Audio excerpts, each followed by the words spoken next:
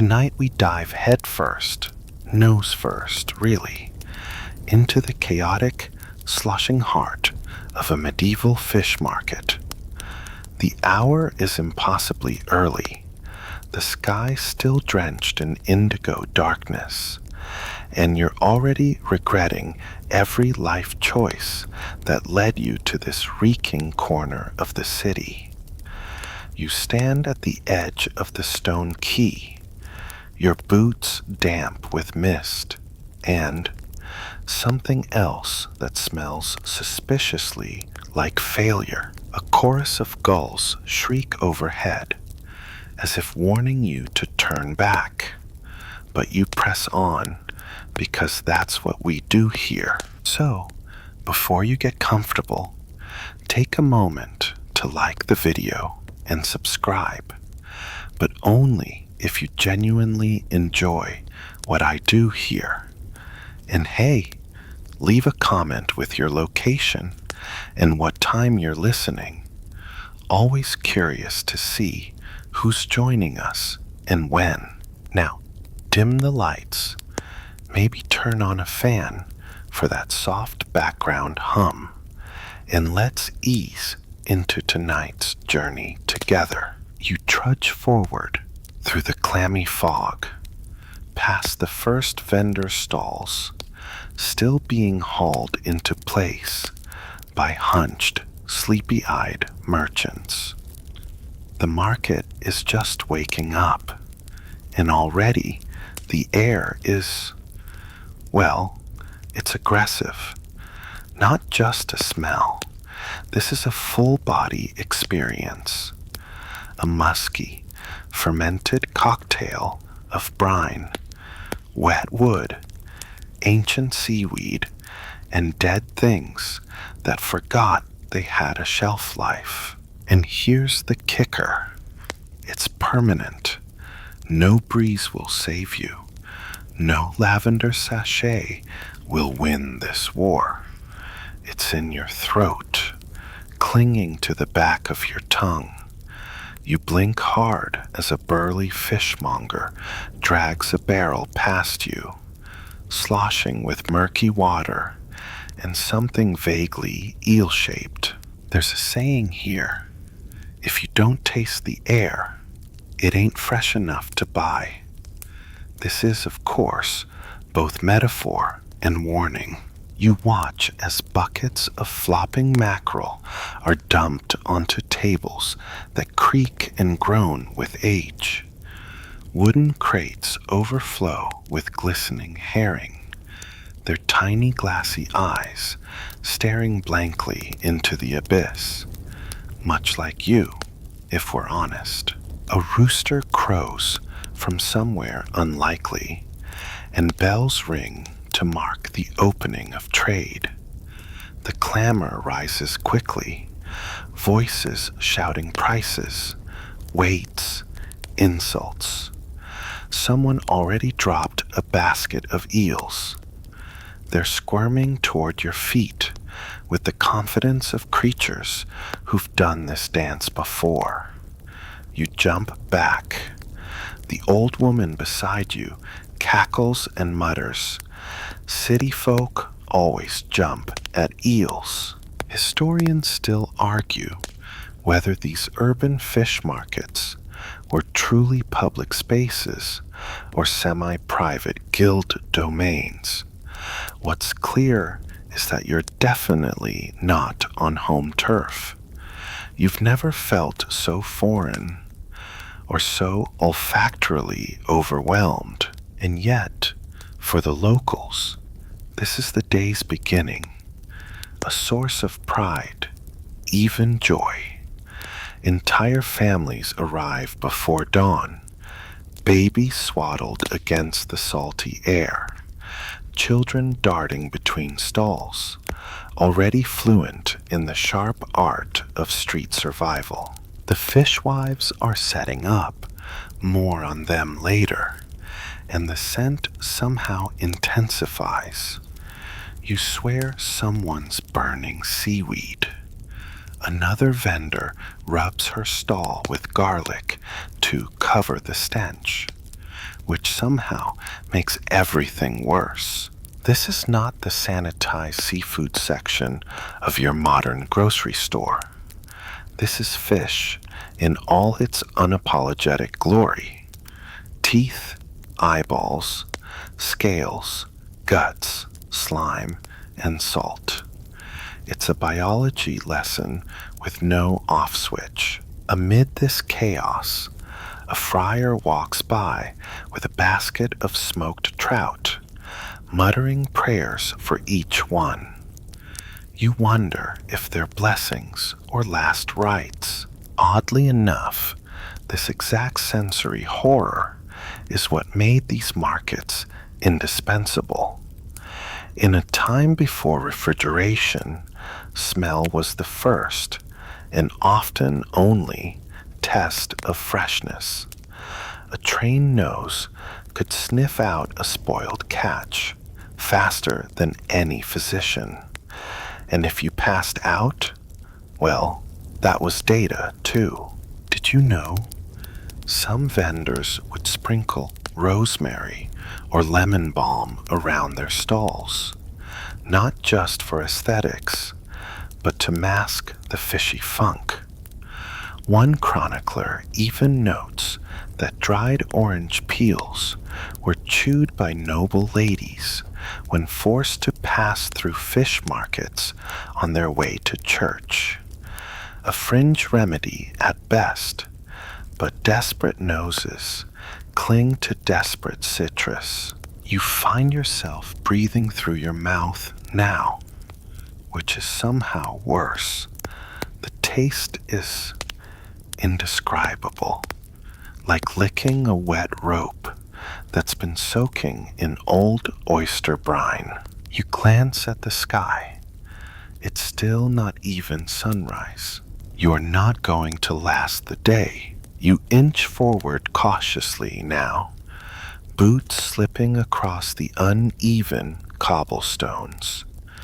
These streets weren't made with grace in mind. They were laid centuries ago by people who believed drainage was a divine mystery and that the world should just accept puddles as part of the aesthetic.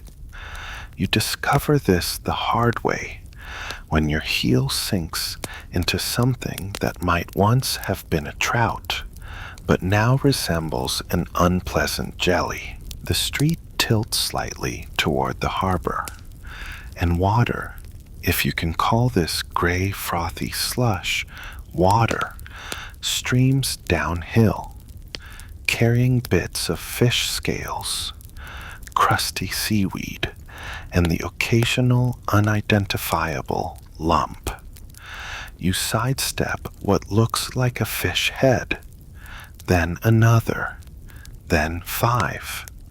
Someone is clearly bad at aim or has an aggressive opinion about herring. A shout erupts behind you, followed by the unmistakable splack of something moist hitting something softer. You whip around just in time to see a lanky apprentice wiping a streak of fish guts from his tunic, while a sturdy woman, hair tied with twine, sleeves rolled high, waves a smoked eel like a saber.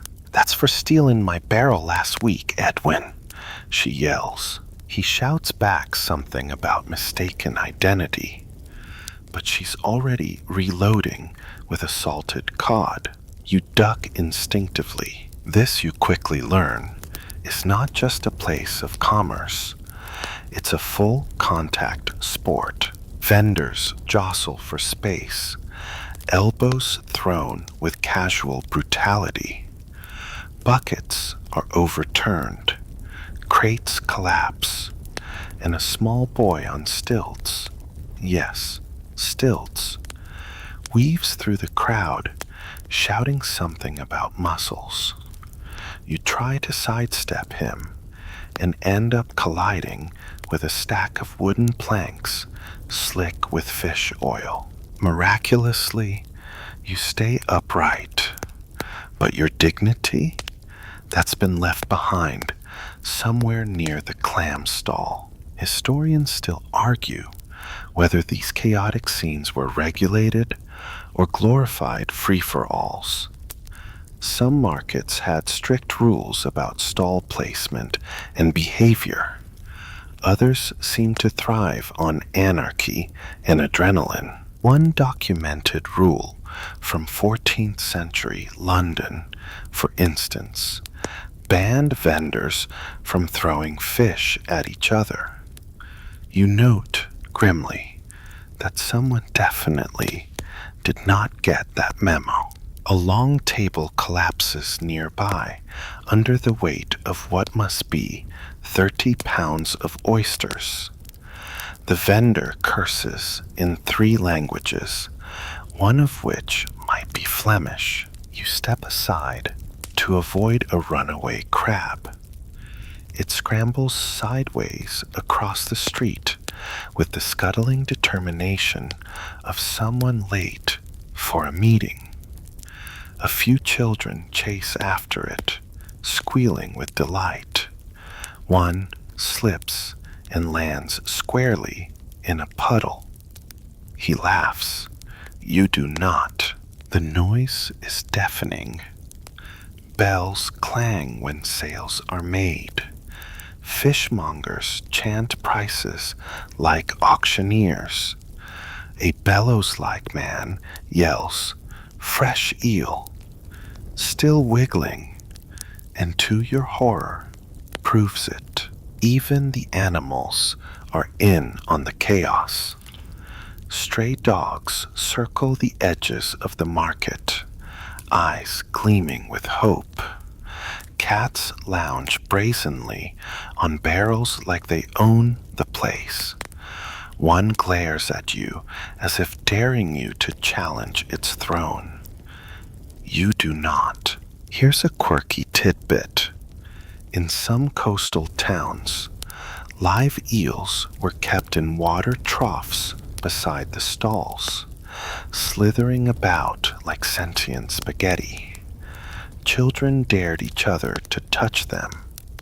Adults just tried not to scream when they escaped.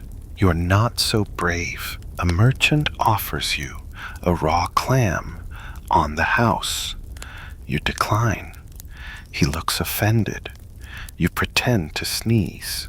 Nearby, a woman balances a tray of dried fish on her head while yelling about 2-for-1 Flounder Fridays, which is impressive since it's clearly Wednesday. You make a mental note never to play cards with her. Your ears are ringing.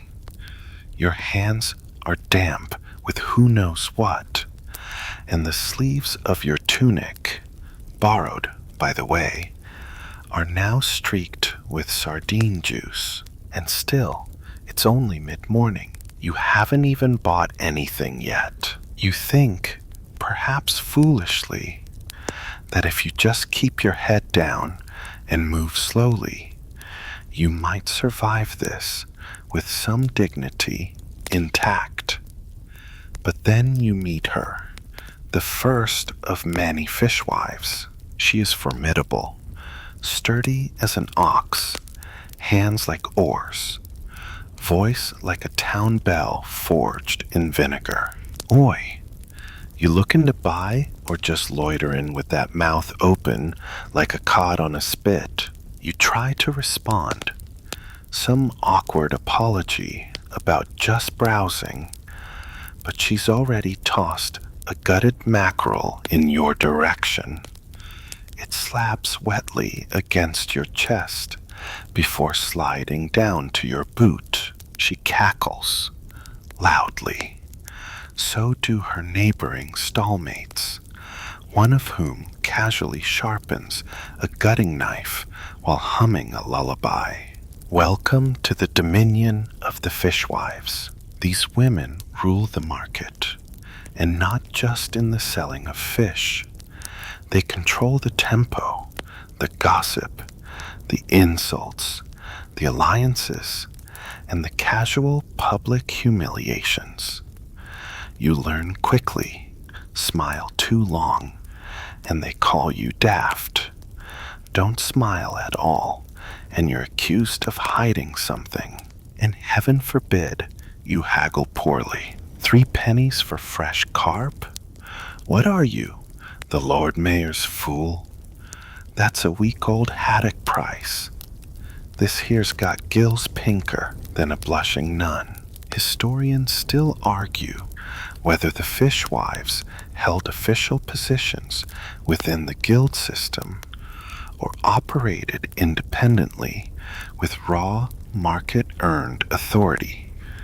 But what's not up for debate, their power was very real. In some cities, fishwives were granted special privileges: first access to docks, rights to shout in public, and the deeply respected honor of calling a corrupt official a scab-brained jellyfish without legal consequence. You notice now how people part when they pass, how even toughened dock workers lower their gaze.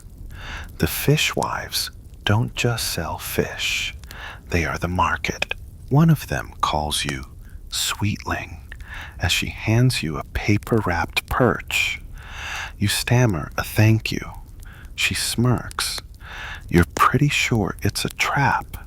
They talk constantly, in a rapid-fire dialect, thick with sea metaphors and thinly veiled insults. See Mags over there? Her cod's smaller than a bishop's purse. Well, least I don't sell limp herring like you, Bess. Oh, hush. Your muscles ain't sung since Candlemas. You try to pretend you understand. You fail. A younger fishwife, no more than 17, but clearly seasoned, yells across the stalls, "We've got a looker, ladies. Lost or just stupid." You wave awkwardly. They all wave back, mockingly, of course. A fringe tidbit for you. In one port city, fishwives created their own hand signals for pricing to communicate during religious processions when shouting was forbidden.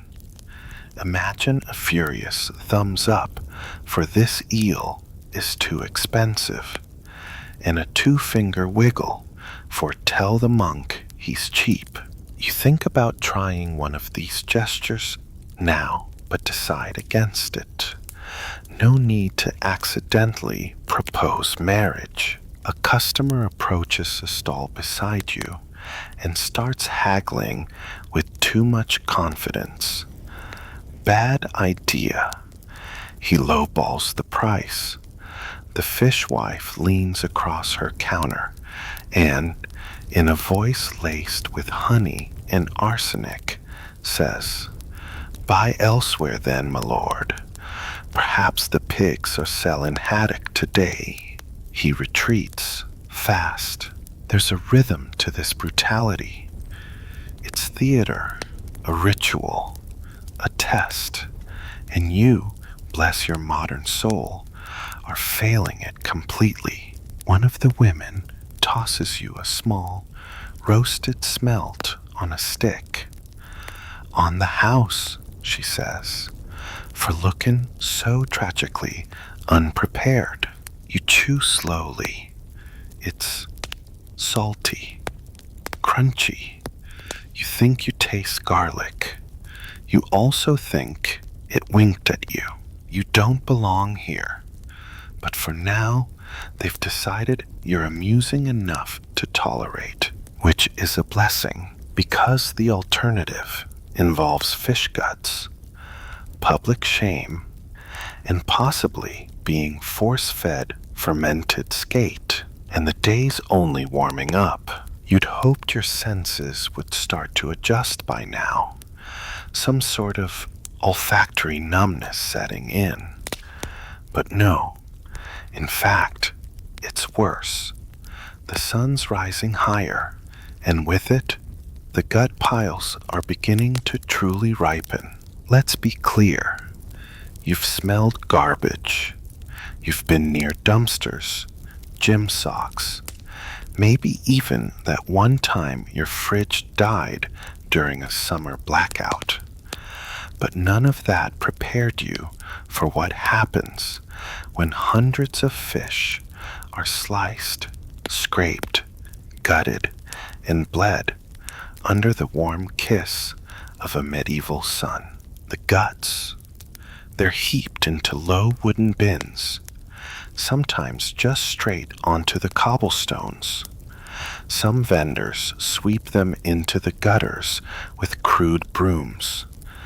Others, apparently, just pretend gravity will handle it.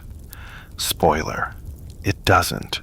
You step gingerly past a half-dissolved pile of fish intestines that has congealed into a kind of marine oatmeal. A stray dog noses at it, decides it's beneath him, and moves on. That dog has standards.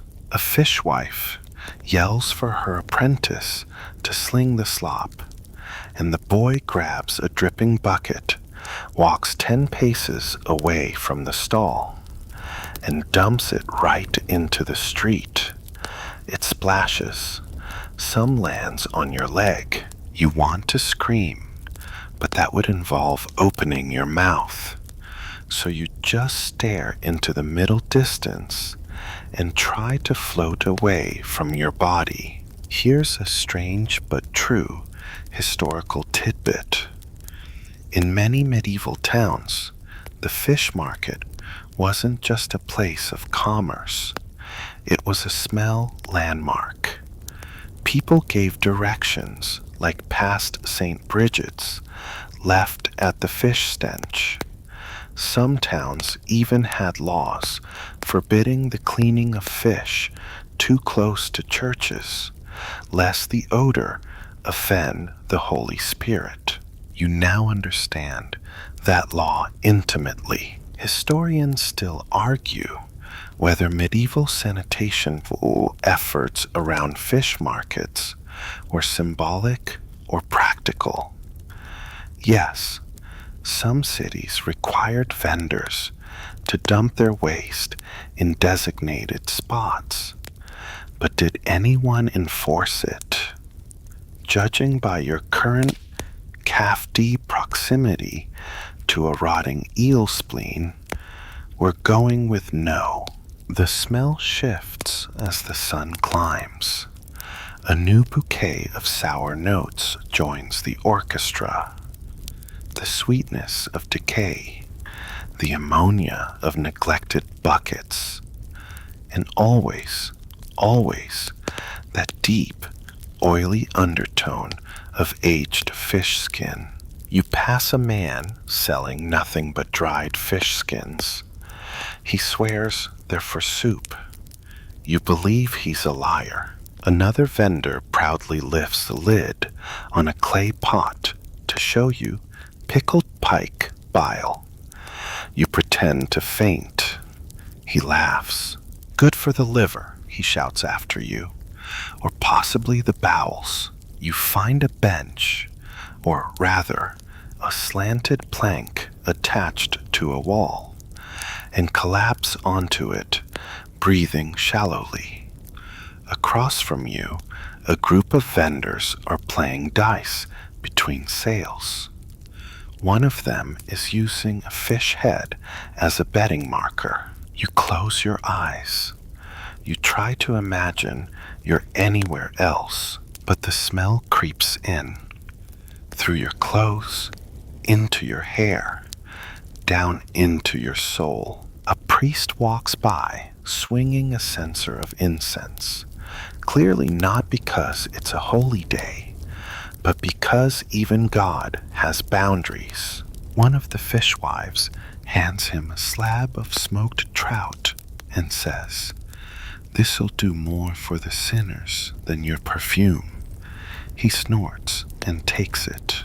Nearby, A donkey slips on a patch of fish slime and collapses into a bucket.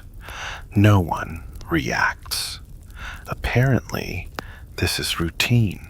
You're beginning to feel lightheaded now, not from awe, but from the sheer assault on your nervous system. You wonder how anyone could survive this daily, and yet they do, flourishing in it, trading, laughing, bickering, living. But you've barely made it to midday, and you already smell like a barge crash. Your tunic is stained, your boots squish, and your stomach is starting to rumble in the worst possible way. And the worst part? The lunch rush is about to begin. Lunch at a medieval fish market is a paradox. On one hand, there's fish, plentiful, fresh-ish, and technically edible. On the other hand, your senses are so battered by the morning's assault that the idea of voluntarily consuming anything that once had gills feels like betrayal. But the market doesn't care. It's lunchtime, and that means money. Vendors start pulling out their specialties. Not the basic slabs of carp and eel that ordinary folk buy to fry at home. No, this is the hot food game now. Barrels are pried open, fire pits stirred, and steaming trays arranged like culinary battle formations. You're suddenly surrounded by the sizzling scent of frying herring, spiced anchovy stew, and something aggressively garlicky that's either monkfish or punishment. You turn a corner and nearly walk into a stall manned by a balding, red-faced man in a grease-stained smock. He grins. "Haddock pie?" he says, in the tone of a man who believes no is not a real answer. The pie in question is pale, unevenly baked, and oozing something gelatinous. You try to decline politely, but he's already slapping a wedge onto a plank and thrusting it toward your hands. "I don't have any coin," you lie. "No matter," he replies. "Tell your friends I gave it free." Word spreads quicker than rot. You accept the wedge and immediately regret it. The crust is damp. The filling is warm in a way that suggests it's been reheated by sunlight, not fire. You chew slowly. It's fishy, obviously, but with an undertone of something herbal, or maybe moldy. It's hard to tell. Your stomach begins filing a formal complaint. You swallow, barely. The cook gives you a thumbs up. You nod, because this is apparently your life now. A nearby group of vendors are gathered around a long bench eating fried smelts off skewers. One of them is talking animatedly about a new haddock tithe the bishop wants to impose on every fish sold within the cathedral ward. Imagine paying God a trout for every dozen mackerel, one says bitterly. Historians still argue whether these tithes were genuine religious dues or clever excuses by church officials to pad their dinner tables. Whatever the case, they were enforced, and they were hated. The church's involvement in fish markets was widespread. Some towns gave cathedral chapters control over pricing or reserved the best catches for clerics. In some cases, fishmongers were fined or excommunicated for underreporting sales. Yes, you could lose your soul over a miscounted sardine. In this particular town, a monk sits near the gates, scribbling notes with inky fingers, watching every transaction like a hawk. You make accidental eye contact and immediately feel guilty, even though you've only technically stolen one questionable pie. A quirky detail floats into your overheated brain. In certain monasteries, fish was considered a loophole food, acceptable during fasting since it didn't count as meat. This led to bizarre culinary inventions like beaver tail stew and porpoise pie, because apparently, if it swims, it doesn't count. You do not want to test this theory. Suddenly, there's a commotion near the pier entrance. A cart has overturned, barrels spilling, herring bouncing, vendors shouting. But above it all rises one clear, seething voice. The bishop's fish must be paid. Ah, there he is, a church official, resplendent in his finely embroidered robes, picking his way through the fish guts like a swan among geese. He's flanked by two bored-looking clerks and one lad with a silver scale, official tax weight. They begin collecting. One smoked eel here, two carp there, a bribe tucked discreetly into a cassock sleeve. It's theater, absurd and necessary. Vendors grumble but pay, because to refuse is to risk fines, excommunication, or worse, being blessed into poverty. You watch as one fishwife rolls her eyes and slaps down a fat trout. "May the saints choke on it," she mutters. The clerk hears, smiles, and thanks her for her piety. You've seen enough lunch politics. Your stomach is still roiling. Your hands smell like cod, and the afternoon crowd is growing thick with travelers and local nobility, all keen to purchase the best catch before supper. The bishop's party departs with their slimy offerings, and you realize something. The fish you just ate might have been church property. You brace for a lightning strike. It doesn't come. Just another piven shouting about anchovy tartlets.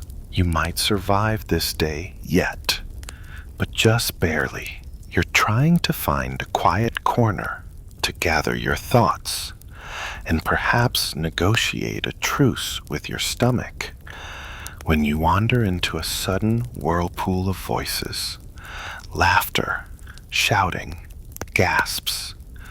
But it's not over fish this time. It's over people. You inch toward the sound, weaving past a man selling sardine paste from a horn and another hawking oyster knives carved from bone. And there, nestled between two barrels of kipper and a leaning stack of crab baskets, you find it, the gossip ring, a tight knot of market women, sleeves rolled, brows lifted, mouths working overtime. They're not selling at the moment. They're discussing, loudly. "Did you hear about Aldrich's daughter? Went off with the spice merchant's boy. Again. Please, she's got more mileage than a Flemish trade ship. I heard she sold her dowry ring for oysters. Oysters? girl's trying to summon a third scandal. You linger, awkwardly close to a barrel of sprats, hoping to stay invisible. But invisibility is not an option here. Oi! You! You look like you listen well, one calls. You give a tiny, embarrassed shrug. Tell me true. Do men in your village bathe more than once a fortnight? You choke out something non-committal. They howl with laughter. This is no idle chit-chat. This is the social glue of the market. Deals are brokered here, but so are reputations, marriages, and lifelong grudges. Historians still argue whether gossip in medieval markets served purely social functions or acted as informal regulatory systems. But standing here, half dizzy from herring fumes and intrigue, you can see the truth. It's both. A fishwife nudges you with her elbow. You know the monk that walks through with the incense. You nod. Caught him buying love charms from old Nan behind the sturgeon crates. Bet his sensors filled with lies and lavender. You try not to smile. You fail. Then a young boy races through the crowd shouting, "The scales are off. Wilbert's cheatin' again." And the crowd, God help Wilbert, erupts. A line of customers storms toward a stall where a jittery merchant stands behind a suspiciously shiny bronze scale. Accusations fly. Someone produces a standard stone weight. A fishwife slaps a cod dramatically onto the table. The crowd leans in. The fish leans out. The scale tips. Wrongly. A chorus of aha rises like gulls over chum. Wilbert insists the weight's been tampered with. A customer claims the cod is lighter than advertised. The fishwife throws her apron in the air like she's just witnessed a divine miracle. Here's a fun tidbit. Some markets employed sworn weighers, men tasked with confirming fairness in measurement. But more often, it was public outrage and gossip that policed these infractions. And trust me, nothing travels faster than the news of a short-weighted trout. The market master, a stocky man with a nose like a pickaxe, is summoned. He approaches like a judge at a fishy tribunal. The scale is tested. The crowd holds its breath. Off by 2 ounces, he declares. Fine him a shilling and let the women shout at him for 10 minutes. You think it's a joke. It is not. The shouting begins instantly. You drift back from the fray, partly amused, partly exhausted. Everywhere around you, the rhythm continues. Fish thud onto tables. Coins clink into purses. Gulls squawk. Children shriek. And still the gossip flows, now about Wilbert's wife, who allegedly oversalted a stew and doomed a Sunday supper. You think about your own local supermarket, where the loudest drama is someone asking for paper instead of plastic. Here, reputations are gutted alongside the mackerel. A fishwife claps you on the back. "You'll do fine," she says.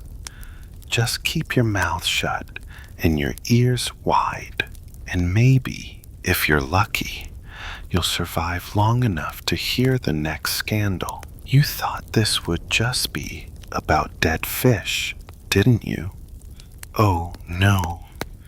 In medieval markets, the line between food and wildlife documentary was blurrier than you'd think. Because here's the thing, not all the fish are dead. You hear the chaos before you see it.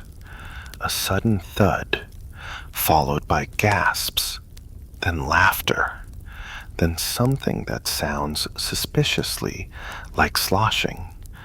You turn the corner and nearly collide with a runaway bucket of eels, dozens of them, writhing, wet, and angry.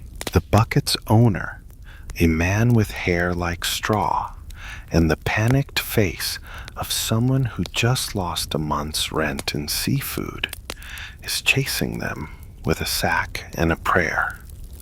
"Help me," he cries. "They're biting again."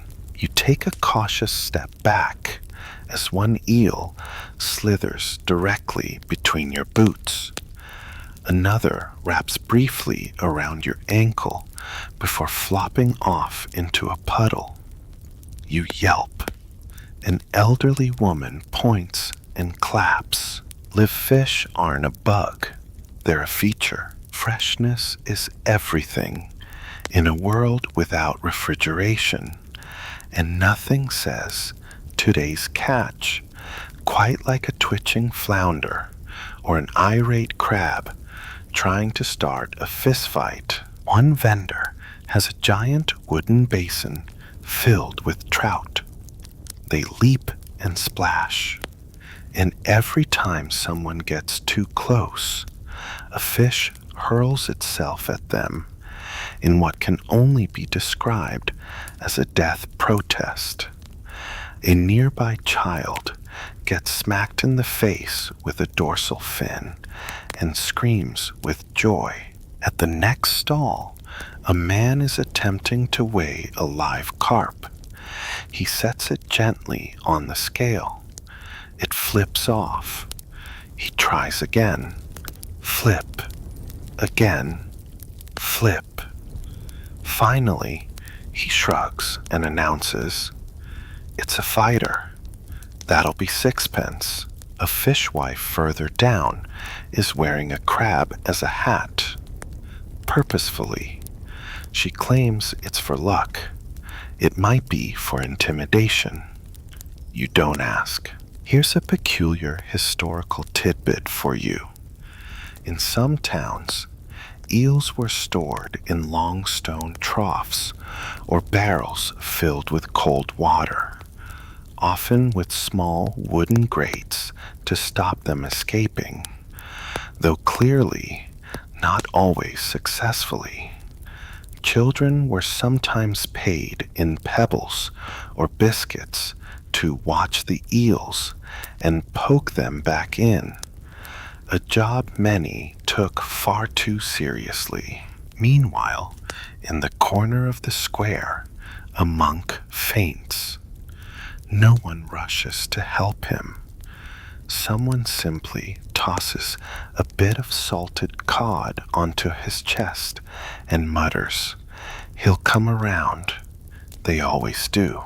Historians still argue whether these live displays were legally required or just customer expectations. There's evidence some guilds mandated that shellfish or eels be shown live to prove quality, while other cities left it up to the vendor's flair for drama. You begin to realize that flair is everywhere. A man has trained his parrot to say, "Buy my cod." Another vendor has a puppet show going, featuring two trout arguing over marriage. You are oddly moved, and then you feel it, a nip. You look down, a crab, medium size, mean looking, and absolutely unapologetic, is latched onto the hem of your tunic. You try to shake it off. It digs in harder. A fishwife nearby smirks. means it likes you, she says. You mutter something that isn't quite a blessing. Eventually, the crab loses interest and scuttles away toward a cat, who swats it absently before returning to licking a piece of smoked haddock. You exhale. You've survived the eel ambush, the crab assault, the trout uprising, but you're sweating now. Your nerves are fried. Your tunic is damp with eel water. A boy walks past you, holding a lobster by the antenna. It snaps lazily at the air. You instinctively flatten against the nearest stall, and that's when you notice the monk again. He's sitting up now, dazed, sipping something from a tiny cup. Probably not water. He catches your eye, smiles faintly, and raises the cup in salute. Welcome to the medieval sea world, where the animals definitely bite back. You stagger back toward the central square, trying to shake the memory of that crab's death grip and the distinct feeling that your left shoe now smells permanently of eel water. You're hoping for something calmer, maybe a quiet corner with some salted cod and a moment to collect your thoughts. Instead, you stumble into the politics of preservation. Salted or fresh? A merchant shouts, dangling two fillets like dueling flags. Salted lasts the winter. Fresh tastes like hope. You wouldn't know taste if it swam up and slapped you. A heated debate erupts between a vendor and a mustachioed gentleman in a velvet coat who clearly believes he's too important to carry his own fish. His servant stands behind him, holding an empty basket with quiet despair. Turns out, in the medieval fish market, your choice of fish wasn't just about flavor, it was status. Salted fish, smoked fish, dried fish, fish soaked in vinegar, even fish buried in ash for extra character. Each had its place in the social pecking order, and your choice announced who you were. Fresh fish meant access to money and immediacy. You could afford the daily trip, the price, the risk of spoilage. Salted fish, less glamorous, but it meant planning, storage, and often a nod to practicality. And some fish were always preserved, cod and herring especially, because they were hauled from great distances and had to be made to last. One fishwife leans over her stall and whispers to a nobleman's wife, "Buying salt cod, are we? Husband out of town or just out of favor?" The woman sniffs and walks away. The fishwife winks at you. Historians still argue whether preserved fish was a working-class necessity or a delicacy in disguise. Some noble households recorded entire barrels of pickled sturgeon in their kitchens, while others mocked it as sailor's fare. A peculiar tidbit: in certain coastal towns, dried fish skins were repurposed as shoe soles. Imagine that. You're literally walking on dinner leftovers. You glance down at your feet. Suddenly, your soggy boots don't feel so bad. The velvet-coated gentleman returns, this time holding a smoked herring on a silver skewer. He waves it like a weapon, declares it fit for a king, and promptly drops it into the gutter. No one moves. Everyone saw it. No one helps. His servant sighs and fetches another. You keep walking.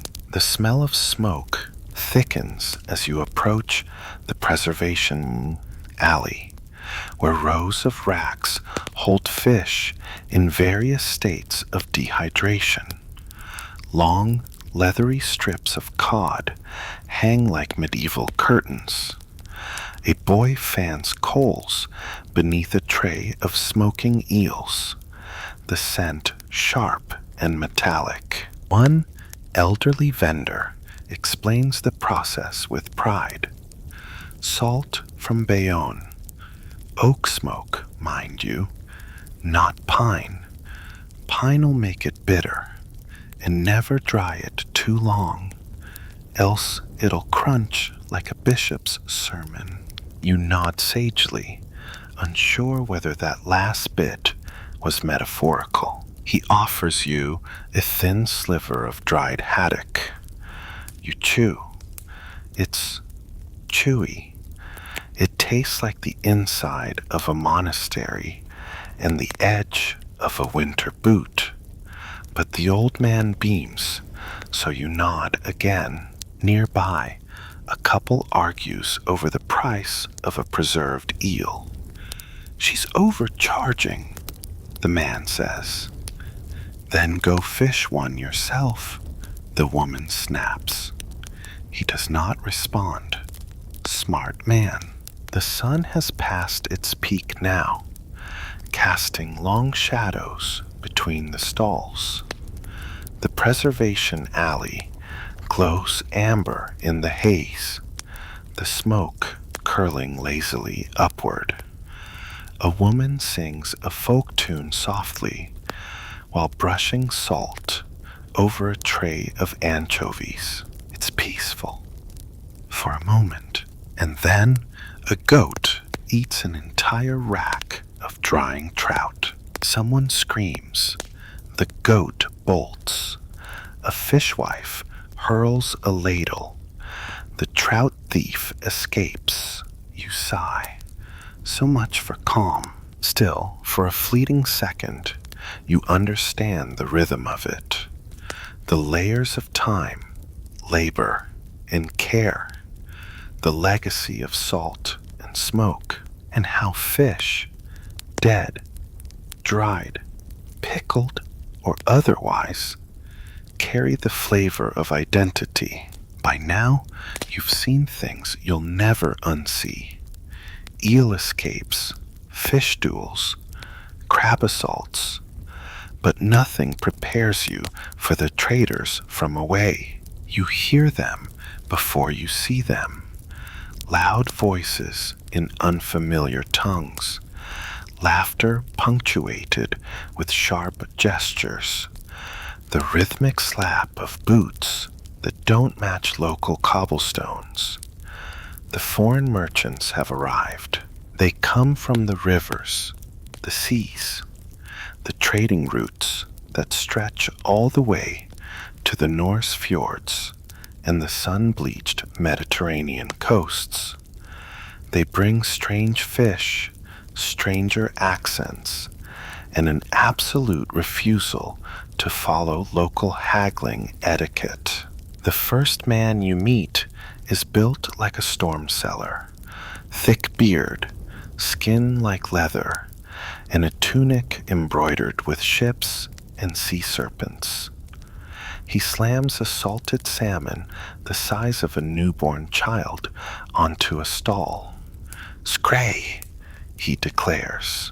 You blink. "What?" "Scree," he says again, slower this time, as if you're the confused one in this situation. "Big fish, strong, travel far, like me." He winks. You step back. Another merchant rolls up with a cart drawn by a mule wearing seashells as decoration. He's got baskets of spiny sea urchins, tiny silver fish that look like living jewelry, and a slab of something pickled in herbs that smells like regret. A group of locals gather around, poking at the strange wares, muttering, intrigued but wary. One woman whispers, "Looks like frog spawn," and her friend says, "Might be frog spawn." A quirky fact for your overworked brain. Foreign traders often use songs, jokes, or sleight of hand tricks to attract buyers. One documented case involved a Danish fishmonger juggling 3 herrings while reciting rude poetry about local priests. You desperately hope to witness something half as entertaining. And then it happens. A Swabian merchant unfolds a portable puppet theater. Yes, really. And reenacts a fish romance between a herring princess and a cod prince who can't swim. There's a love triangle involving a jealous oyster. The moral is unclear. Everyone claps anyway. You start to realize this market isn't just about food.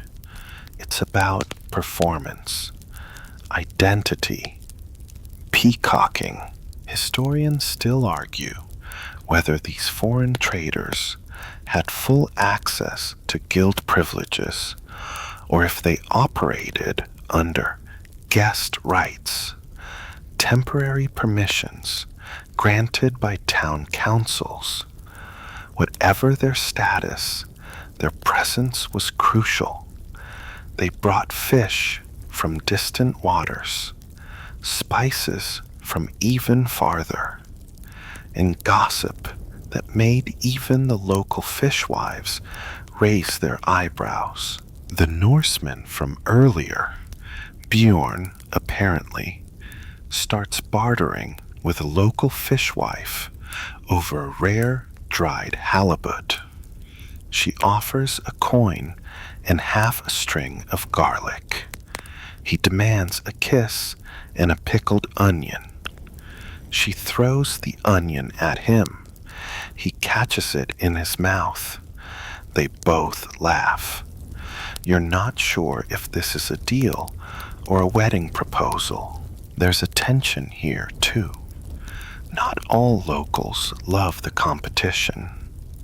A vendor with tired eyes mutters to his neighbor, "Foreigners take the silver, leave us bones." But others welcome the energy, the color, the sheer unpredictability. And there's a clear pecking order, even among the outsiders. The Genoese merchants, smooth, perfumed, carrying pouches that jingle, won't even touch the fish. They point. Their assistants do the lifting. One uses tongs. You, sweaty and stained with cod juice, feel personally offended. One of the Genoese offers you a cured sardine roulade with fennel. It's wrapped in paper, finer than your best shirt. You accept. You chew. It's actually delicious. You thank him. He nods without making eye contact. You suddenly miss the fishwife's insults. Still, there's a kind of wonder here. How these oceans connected people long before roads ever did.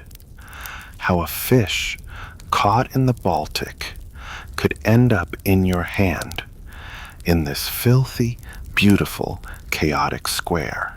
You take a deep breath. A mistake.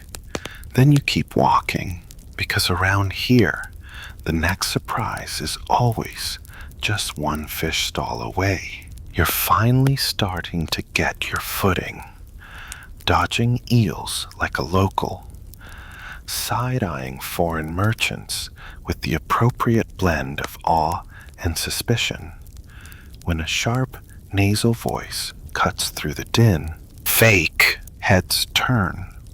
You follow the sound to a modest-looking stall run by a wiry man in a too-clean apron. He's frozen mid-transaction, his hand still hovering over a scale. Counterfeit trout, a plump, red-faced customer shouts, holding up a suspiciously shiny fish. This ain't riverbred. It's sea slime, painted like trout. Now, before today, you wouldn't have believed such a thing possible. But here, in this competitive, law-loose, eel-slinging den of medieval capitalism, of course there's counterfeit trout. You lean in closer. The fish does look a little off. The patterning too uniform, the eyes too polished, like it was made by someone who's heard of fish but never met one in person. The vendor tries to deflect. Nonsense. That's prime mountain stream quality, hand-caught, blessed by monks. Another merchant snorts. That fish came from a pickle barrel in Dover, and we all know it, Eustace. And just like that, the accusation spreads through the market like a dropped mackerel in a flock of seagulls. Because fraud in the medieval fish trade? Oh, it was a thing. Scales were tampered with, weights shaved ever so slightly. Fish were rubbed with herbs to smell fresher.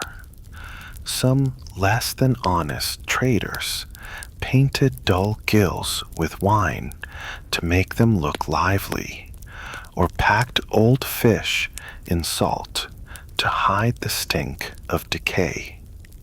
One infamous trick was to soak stale fish in milk to temporarily revive its texture. Unsuspecting buyers would only discover the lie once the fish resurrected in their kitchens. Here's a quirky tidbit. In 13th century Paris, inspectors were assigned to sniff fish at random stalls. Yes, professional fish sniffers. You can imagine the job applications. Back at the scene, a crowd gathers. Someone produces an honest weight, a church-sanctioned stone stamped with a tiny fish emblem. The vendor's scale is tested and comes up short. The market master is summoned. Again, you're beginning to suspect he has a permanent seat somewhere under a cod rack. He inspects the trout, frowns deeply, and utters the medieval equivalent of tisk tisk. 3-day stall suspension, he declares, and no selling pickled goods till next moon. Gasps. That's harsh. Pickled goods are where the margins live. Eustace protests, flailing his apron like a white flag. I bought that fish fair. Then sue your supplier. The master shrugs. And maybe learn what trout look like. The crowd disperses, muttering. Some are satisfied, others disappointed that there wasn't a full-on brawl. You feel a mix of vindication and queasiness. After all, you did eat something from his stall earlier. Historians still argue whether enforcement at medieval markets was effective or symbolic, more about show than substance. This morning's fish trial suggests both. A little justice, a lot of spectacle. You start paying closer attention to every fish you pass. Is that carp too symmetrical? Is that smoked sturgeon actually sturgeon? Is that squid supposed to be green? A nearby vendor catches your eye and lifts a trout in slow motion, as if daring you to question its authenticity. You back away politely. Your paranoia is interrupted by a group of children pelting each other with fish heads. One smacks a boy square on the cheek. He laughs. You wonder what's in the water here. Eventually, you settle beside a merchant selling dried herring from a cart lined with straw. She assures you every fish here has paperwork. A joke, you hope. Oh, you buy one anyway. It's dry, salty, and surprisingly honest. For now, you've started to believe you're adapting, maybe even blending in. That is, until someone laughs at your tunic, loudly. Where'd you get that? A monk's laundry line? A vendor calls out, grinning around a mouthful of dried eel. You look down at yourself. Linen, slightly frayed, once beige, now mostly stained with a dozen varieties of fish oil. It's functional, but apparently it's also hilarious. Another voice joins in, this one from a girl barely past 10 years old. Looks like he's wearing a tablecloth that lost the will to live. Fashion, it turns out, is absolutely a thing here, even among fish guts. You glance around and notice it for the first time. How much thought these vendors have put into their attire. Fishwives in boldly patterned aprons with cheeky slogans stitched across them. Guts before gold stands out. A merchant in a wide-brimmed hat decorated with oyster shells. A butcher with a red sash tied like he's about to host a royal banquet, even though he's elbow deep in mackerel. And over in the corner, someone in sackcloth, real, honest-to-goodness burlap, tied with twine, worn like a badge of honor. You ask someone nearby if it's penitence. No, she says. He's just from Norwich. There's an unspoken code here. Preserved fish vendors lean toward dark colors, practical for salt stains. Smoked fish sellers wear heavy cloaks to shield from the constant heat of their fires. Eel traders go shirtless more often than not, their skin permanently slick with some kind of brine. And if you thought nobility would avoid the fish market, think again. Over by the herring stalls, a nobleman's wife tiptoes through the muck, wearing shoes made of wooden slats, lifted like stilts to keep her gowns clean. A quirky historical tidbit. Those platform shoes were real, called chopines, and some were so high, women needed attendants to hold them upright. Medieval elegance was a full contact sport. She pauses at a barrel of pickled perch, wrinkles her nose, and leaves with a shrug that probably costs more than your entire wardrobe. Meanwhile, your own outfit continues to betray you. A vendor mistakes you for a clerk and tries to hand you a ledger.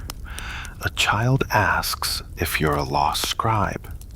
A fishwife tells you flatly, if you're gonna wear that, you best carry a pen and look useful. You try blending in by picking up a bundle of netting. It immediately falls apart. Several people applaud.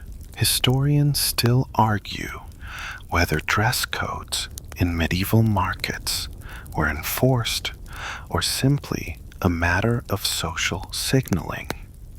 In many towns, laws regulated how certain classes could dress, but in practice, identity was declared by texture, practicality, and whether you smelled more like salt or smoke. Here, status isn't just about gold or silk.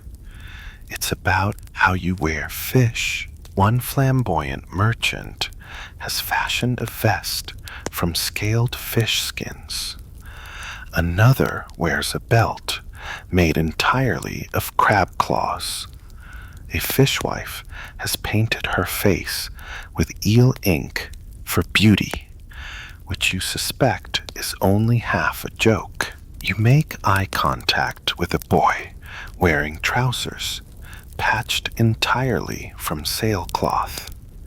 He nods at you with the solemnity of a fellow outsider just trying to survive. You nod back, respect, and as you shuffle away, someone slips you a brown cap with flaps.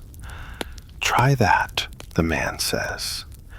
Makes you look less edible. You thank him, wear it. Immediately, it smells like herring and humility. It helps, slightly, but deep down, no matter how many fish-scented accessories you wear, your tunic still looks like it lost a fight with a pickling barrel. And in this market, that makes you fair game. You're standing beside a stall that smells strongly of vinegar and seaweed. So, fairly standard, when a hunched old woman motions you closer. She's surrounded by a curious crowd, all gawking at something lying on her counter under a rough cloth. It's cursed, she whispers, lips barely moving. Caught just before dawn. Scream like a newborn when we tried to gut it. You raise an eyebrow. Someone in the crowd mutters, "That's just the wind in the gills." "Wind don't echo in Latin," the woman replies. She pulls back the cloth with theatrical flair, revealing a large haddock with an unnerving expression. You've seen plenty of fish today. None of them looked this deliberate. Its mouth hangs open, but not slack. The gills are stiff, as if frozen mid-word. One eye is cloudy. The other seems to glint. "Who's buying the screaming haddock?" she calls. No one moves. Another fishwife leans over and says, "She says that about all her fish. She said the cod last week predicted the rain," someone adds. "Was right, wasn't it?" says a boy, wide-eyed. You suddenly remember that medieval markets weren't just about food. They were breeding grounds for folklore. Every market had its stories. The pike that spat blood during a solar eclipse. The catfish that knew your secrets. The flounder that showed up only during plague years.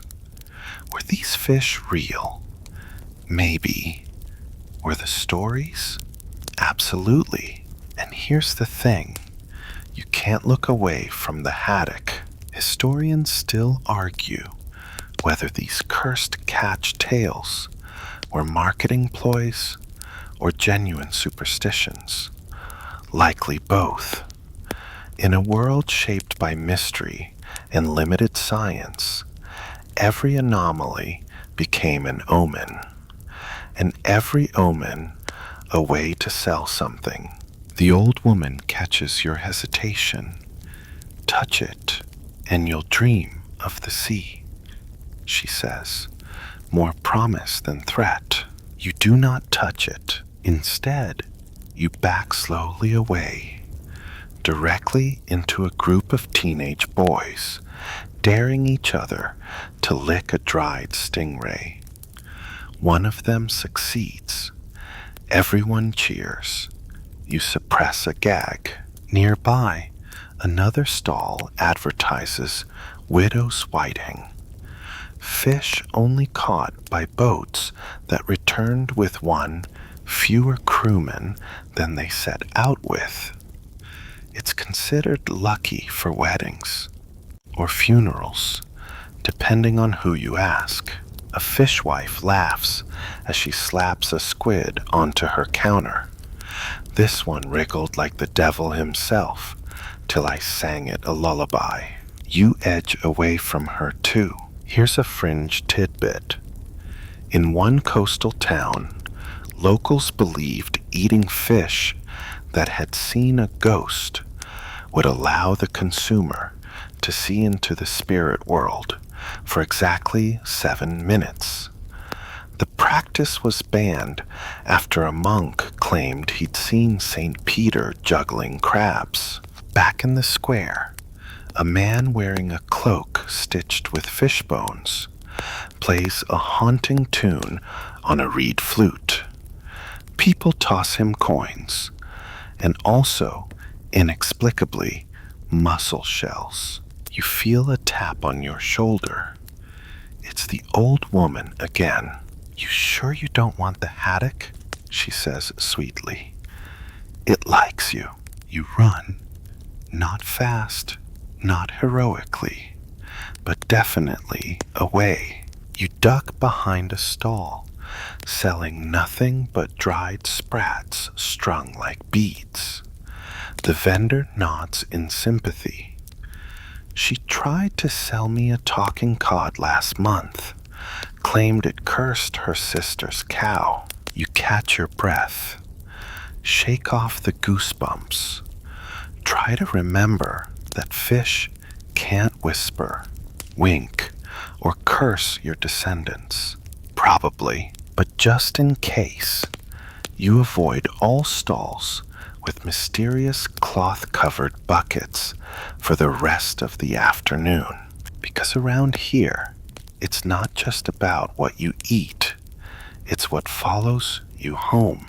You're doing your best to lay low after the whole haunted haddock incident, when a shrill yowl interrupts your cautious retreat. A black and white blur streaks across your path. It leaps onto a stack of smoked mackerel, swats a sausage from someone's hand mid-air, and lands perfectly atop a barrel of dried anchovies. A collective gasp rises from the crowd. Don't step on the cat, someone cries. Which one? Another asks. That's when you notice them. Cats everywhere, lounging in fish baskets, napping on warm stone ledges, peeking out from under stalls like silent judges of your fashion choices.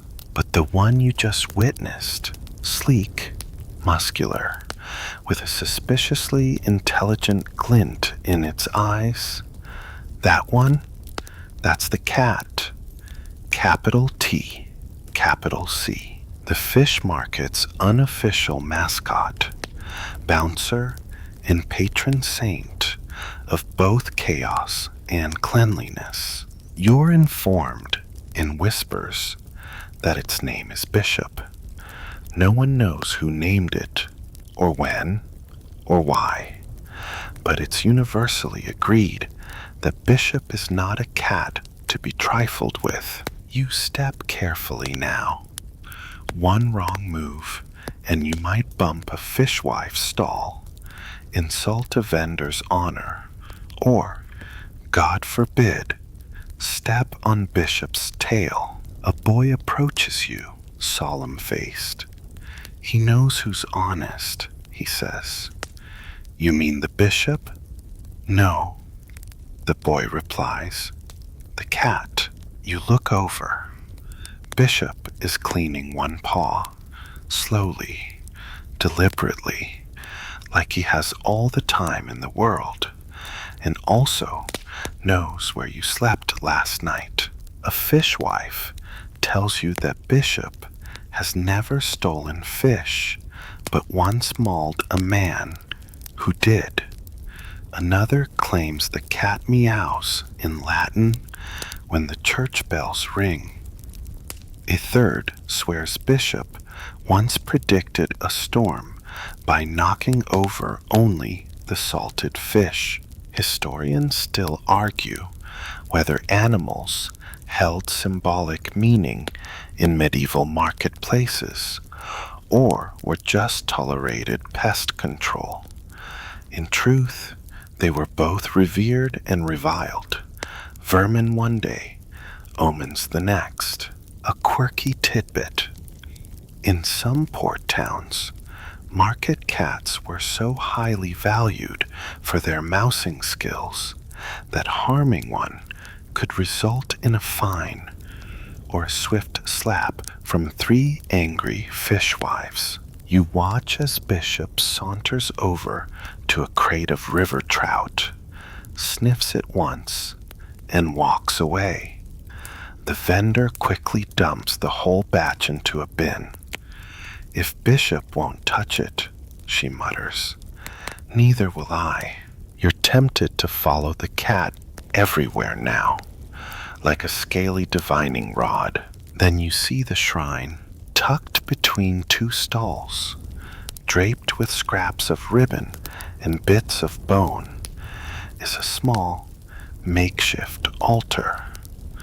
A candle flickers next to a half-eaten sardine, scrawled on a plank, "To the watcher of fish and judge of men." Someone lights incense. Someone else bows. You blink. Are they worshipping the cat? You ask. A vendor shrugs. Better than worshipping the bishop. The line between satire and sincerity has blurred beyond recognition. You step back into the crowd, still processing this feline cult, when Bishop crosses your path again, pausing just long enough to stare into your soul. He blinks once, then moves on. You're not sure if you've been blessed or warned, but you definitely walk more carefully now. Because in this fish market, there's one universal truth. Don't step on the cat. You've made it to mid-afternoon, barely clinging to consciousness and your increasingly fragrant dignity, when a glorious smell draws you forward. Something warm, savory, and vaguely reassuring. It's a food stall, but not just any food stall. This one's run by an older couple who look like they've seen 100 markets and survived them all with nothing but soup ladles and stubbornness. A chalky slate sign reads, "Stew of the day, fish and roots, 2 pence, or a good story." You're intrigued. Your stomach growls with alarming volume. So you step up, hand over your last 2 coins, and receive a chipped wooden bowl filled with, well, something. It's hot. That's the best thing you can say about it at first glance. The contents resemble a murky pond after a storm. Chunks of root vegetable drift beside flakes of white fish and strands of something green you hope is cabbage. Still, you've eaten worse today, possibly much worse. You lift the spoon and take a cautious sip. It's surprisingly decent, earthy, salty, vaguely fishy, in a way that makes sense. You chew slowly, then chew again, then pause. Something's not right. You tilt the bowl. Floaty bits shift like a maritime crime scene. There's a texture that doesn't belong, a slimy resistance, a crunch that arrives late, like an apology. You try not to imagine the ingredient list. You fail. You look up at the old woman. She smiles. Bit of freshwater roe in there. Keeps the belly firm. You nod weakly. Firm as a barrel. Here's a curious historical tidbit for your suffering. Medieval fish stew recipes often varied wildly depending on region and superstition. Some cooks believed adding crushed snail shells made the stew brave. Others included wine vinegar, dried herbs, or even rose petals to balance the fish's temperament. Rose petals. For temperament. You look down at your bowl. No petals, only dread. Across from you, a man with no teeth eats the stew like it's divine. A woman dips bread into hers and hums softly. Two children nearby argue over who gets the fish head. You watch as a rat darts under a nearby bench and emerges with something that was probably once a clam. No one reacts. Apparently, this is normal. Suddenly, a shout erupts from the next stall. She poisoned me. You jump. Everyone looks.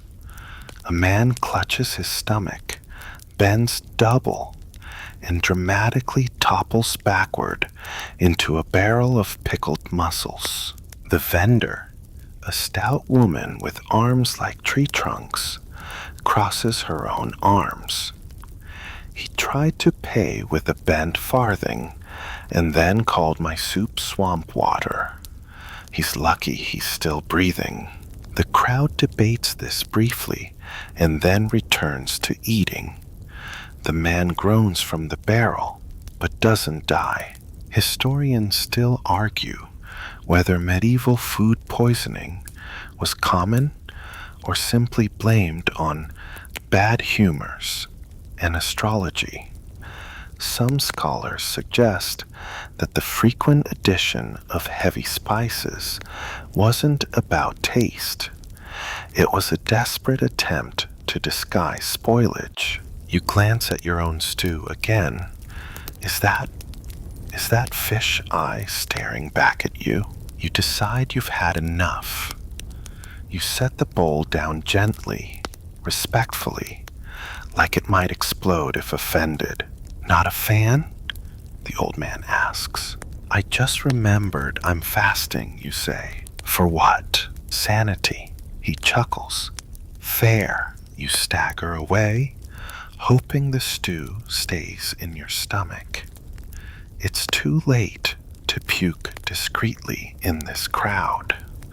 You're not the first to try, and the cobblestones are already seasoned. You pause to lean on a post, wipe sweat from your brow, and reflect. You came here hungry. You've been fed, yes, but also tested, teased, mildly cursed, and possibly infected. But somehow, against all logic, you're still standing. And now, the fish duel begins. It begins with a slap, not of skin on skin, but of fish on face, loud, wet, and so shockingly precise that for a moment, the entire square goes silent. You blink. A man in a stained leather vest is holding a large, limp mackerel in both hands like a sword. Opposite him stands a furious fishwife, gripping a dried cod with the grip of someone who's done this before. You call that trout fresh? She bellows. I saw you take it from my barrel, Gertrude. Another thwap. The mackerel connects with Gertrude's shoulder. Fish scales go flying, And just like that, the duel is on. People form a circle, cheering, shouting, placing bets. Coins clink into aprons. Vendors abandon their stalls. Children climb barrels for better views. A goose wanders into the middle and is quickly herded out by Bishop the Cat, who now serves as both referee and spiritual overseer. You are in the middle of a medieval fish duel. Welcome. There were, believe it or not, rules to these things. Unofficial, of course, but honored like sacred scripture. No sharp fins, no shellfish projectiles, and absolutely no eels. Too slippery, too personal. Historians still argue whether these duels were genuine attempts at justice or just thinly veiled entertainment. Probably both.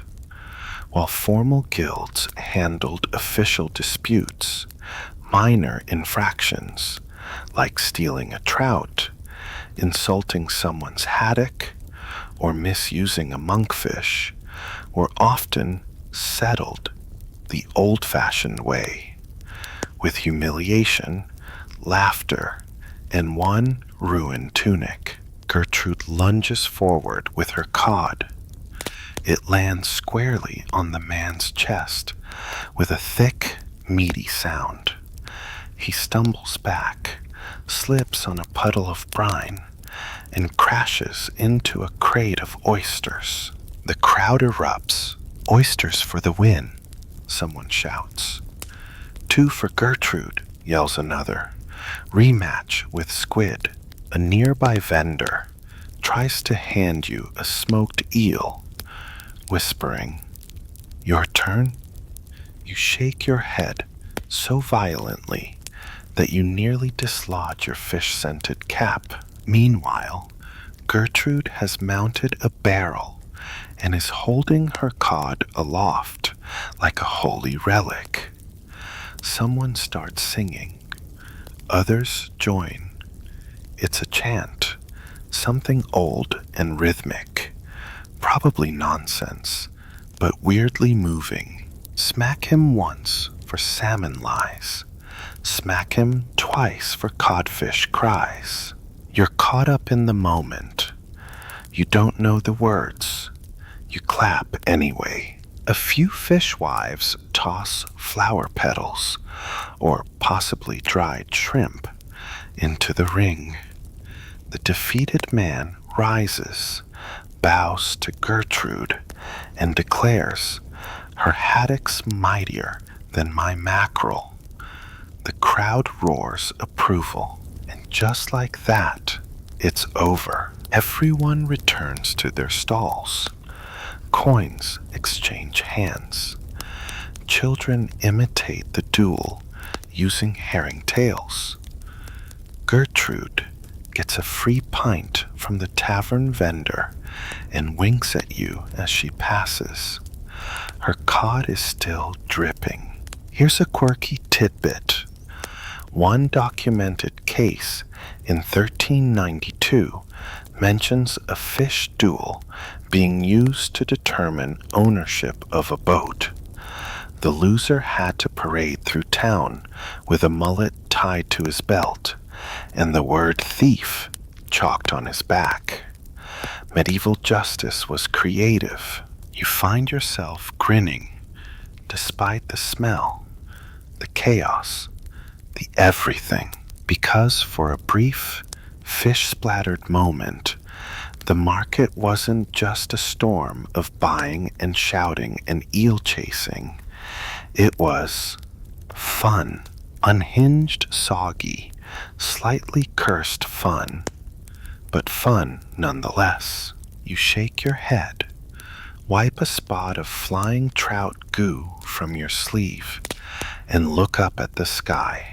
The sun's starting to dip now, but the day, far from over.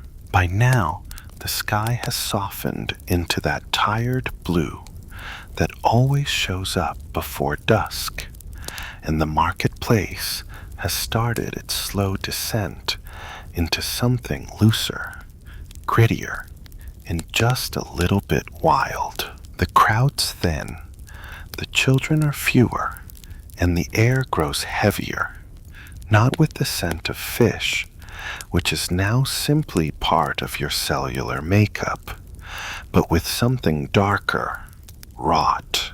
It's not fresh fish anymore. It's what's left behind. You pass a corner where two barrels have burst. Guts spill out like some medieval horror film that didn't have the budget for subtlety. Seagulls descend in droves, cackling like hyenas, fighting over the worst parts. One rips something unmentionable from the cobbles and takes off like it's won the lottery. And then come the rats. They arrive like shadows with whiskers, darting from behind crates, sliding between broken planks. Their eyes gleam in the fading light, and they have that maddening calm of creatures who know the night belongs to them. One stops mid-run and looks at you. You step back. It doesn't. Then it disappears beneath a pile of shrimp shells. A nearby fishwife is sweeping the remnants of her stall into the gutter with what looks like an old broom and a new sense of apathy. She hums, not a song, just a low, toneless vibration. "That's it," she mutters. "We're stew in the making now." You're not sure if she means the leftovers or the people. You don't ask. Historians still argue whether fish markets were fully cleaned each night or simply left to ferment until dawn. In most places, the truth lies somewhere between half-hearted rinse and let the pigs eat it. And oh yes, there are pigs. You see one now, plump, proud, trotting through the square like he owns it. He noses a half-rotten herring, snorts, and moves on. Standards. Good for him. You turn a corner, hoping for respite, and find instead a man vomiting into a bucket behind a stall of dubious clam pies. His friend pats his back and offers a swig of something amber from a wineskin. This is your reminder that fermented fish and bad meat do not mix. Here's a little-known tidbit. Medieval towns often had designated gut hours, where vendors were required to dump their remains at specific times into designated pits or rivers. In practice, many just tossed it behind their stall and pretended the rats were part of God's cleanup crew. A fishmonger walks by, you holding a broom in one hand and a lantern in the other. He's muttering to himself. Something about ghosts in the eel barrels. You believe him because right now, this place feels haunted. Not by spirits, maybe, but by what the day leaves behind. A girl crouches by a puddle, trying to skip oyster shells across it like stones. A dog steals a smoked perch from a crate and vanishes into the dark with the speed of sin. Bishop the cat is nowhere to be seen, which somehow makes everything feel more dangerous. The light dims further. Vendors work by candlelight now. Wax drips onto fish scales and crates. Flames flicker against hanging nets casting shapes on the walls that moved too much to be trusted. And the smell. If morning was salt and sea and shouting, this is the afterbirth, the death sigh of 1,000 guild sacrifices, the ghost of oysters, the final exhale of cod. You try to breathe through your mouth, but even the taste of the air is aggressive now, like licking a battlefield. You press forward, because going back means crossing through Rat Alley and the bucket of clam tragedy again. You pass a cloaked figure holding a lantern. He doesn't speak, just watches. You don't ask what he's selling.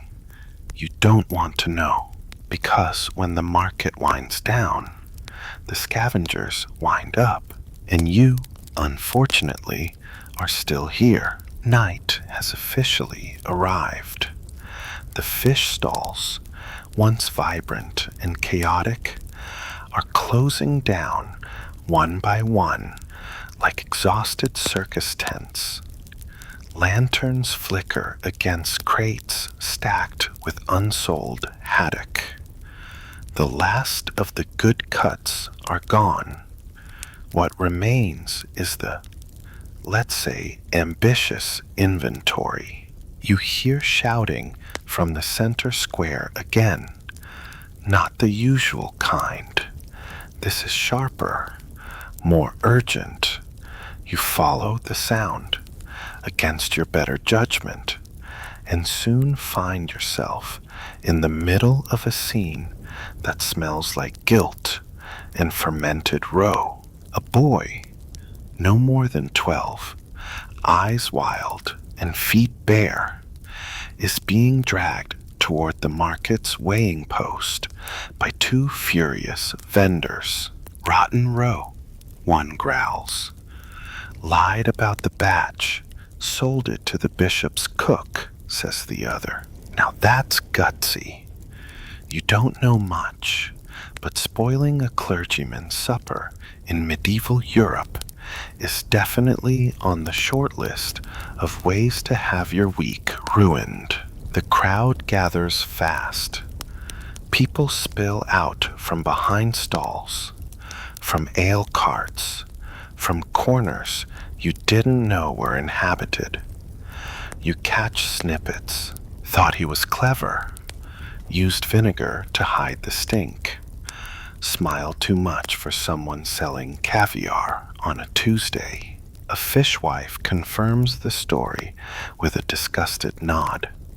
I told him, you don't mess with roe, not when it's warm. Historians still argue whether fish markets had any centralized justice system, or whether mobs like this simply were the law.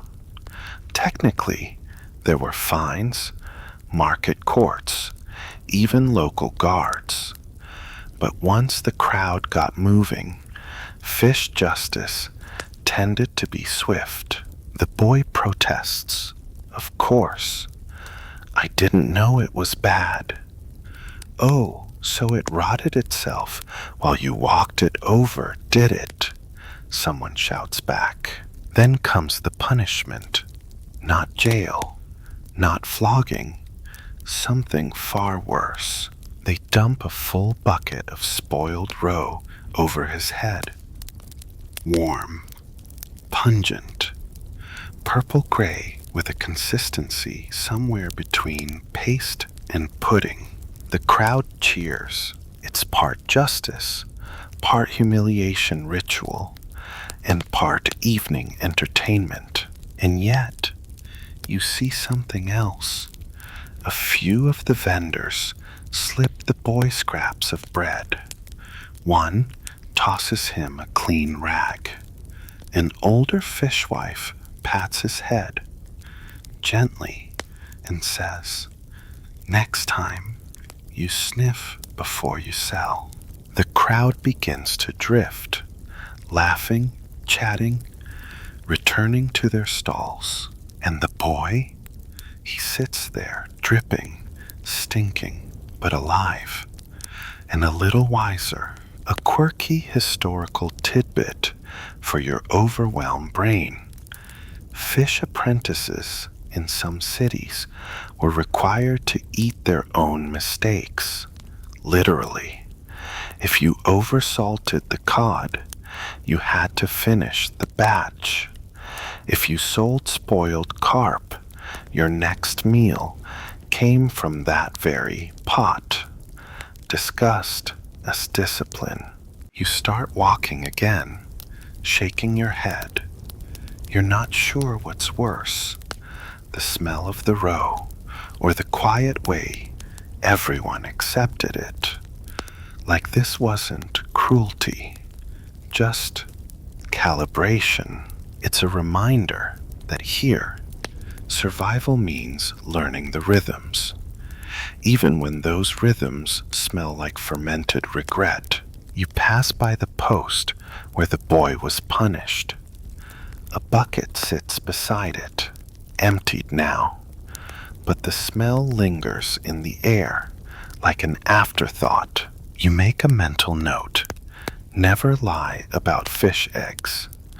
Never trust anyone selling caviar at sundown. Never get caught smiling too much on a Tuesday, because in this place, every sale is a test, every cent a warning, and every mistake, it sticks to your skin. Literally, after everything, the eel chases, the cod duels, the haunted haddock, you figure there's not much left in this market that could surprise you. That is, until you hear music, not the rough, drunk tavern kind, not a street fiddler hustling for coins. This is soft melancholy, carried by the wind like it's been playing all day and you've only just tuned in. You follow it instinctively, weaving past half-shuttered stalls and sleepy-eyed vendors, packing up baskets of smoked herring and saltfish. The music grows clearer, voices now, layered and rough, not polished but raw, honest. And there they are, a circle of fishmongers, men, women, children, even a one-eyed dog curled at their feet, sitting around a flickering fire near the back of the market square. They're not working anymore. They're singing. No instruments, just voices. And the lyrics? They're all about fish. Fish caught and lost. Fish that fed weddings. Fish that spoiled before reaching shore. Fish-shaped ghosts and lovers who smelled like mackerel. It's absurd. It's beautiful. It's absolutely perfect. One voice rises above the rest, worn and warm, leading the next verse.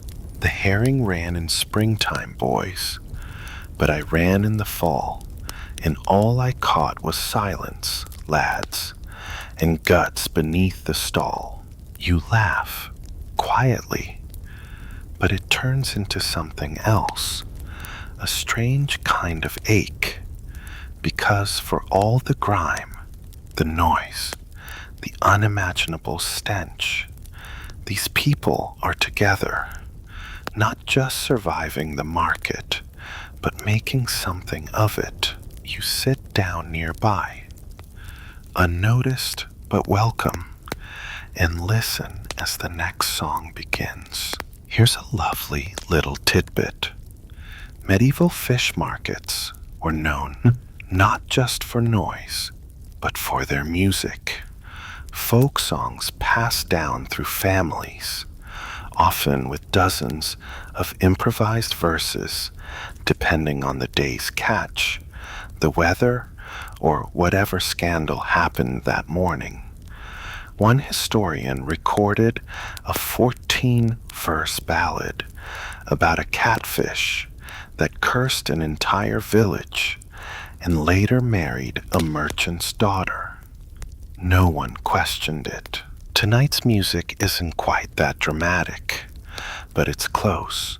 A small boy sings a verse in a high, clear voice about a trout that tried to climb a ladder to heaven. His mother claps. His grandfather corrects him. It was a pike, not a trout. He starts over, unbothered, and somewhere between the silly rhymes and the aching harmonies, you feel the day start to settle. The stalls may close. The fish may rot.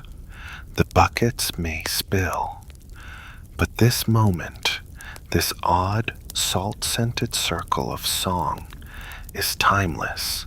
Historians still argue whether these songs were functional, used to time the gutting process, or purely recreational.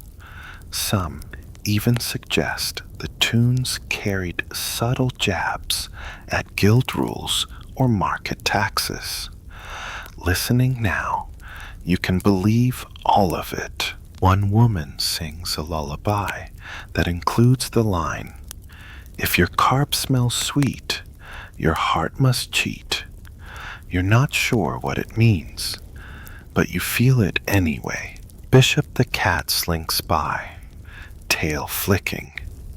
He pauses beside you, then curls up just near the edge of the fire. He's listening too. Of course he is. You close your eyes, just for a moment. You're not sure if you're exhausted or enchanted. Probably both, because here, even the music smells like halibut. Just when you think the day can't throw anything stranger at you, someone shouts, "Bring out the defendant." You turn your head so fast you nearly wrench your neck. People are gathering again, familiar faces from earlier, now buzzing with a peculiar energy. A few are clapping. One woman's already crying, laughing. A man in a wide-brimmed hat steps forward holding a long pole with, "Is that?" Yes, it's a catfish, a very large, very dead catfish, trussed up with twine like it's about to be roasted, or, apparently, put on trial. The judge, a stern-faced elder fishmonger with a silver cod badge pinned to her chest, clears her throat. "Today's charge," she bellows, "is the unauthorized consumption of Herr Stellen's bait." There's a moment of silence. Then, "Guilty," someone shouts. "Let him defend himself," someone else protests, before giggling uncontrollably. And so begins the trial of the catfish. The prosecutor, wearing a hat shaped like a flounder, accuses the fish of habitual theft, disrespecting the sanctity of the net and showing no remorse. A boy pretending to be the fish's advocate argues that the bait was suspiciously close to the fish's mouth and thus qualifies as entrapment. The crowd erupts in approving murmurs. Bishop the cat slinks through the crowd and sits in the front row. You have now officially seen everything. The judge pounds a fish scale gavel on an overturned bucket. "Bring forth the evidence." A rusted hook, a half-chewed worm, a surprisingly realistic drawing of the crime, featuring the catfish mid-bite. You're not sure who had time to sketch it.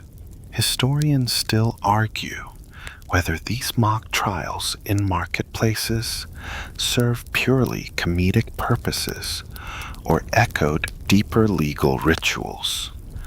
Some were satire, Others were genuine expressions of community justice, like the infamous pig trials of France, where swine were tried for murder. This, however, is clearly comedy. The judge calls for closing statements.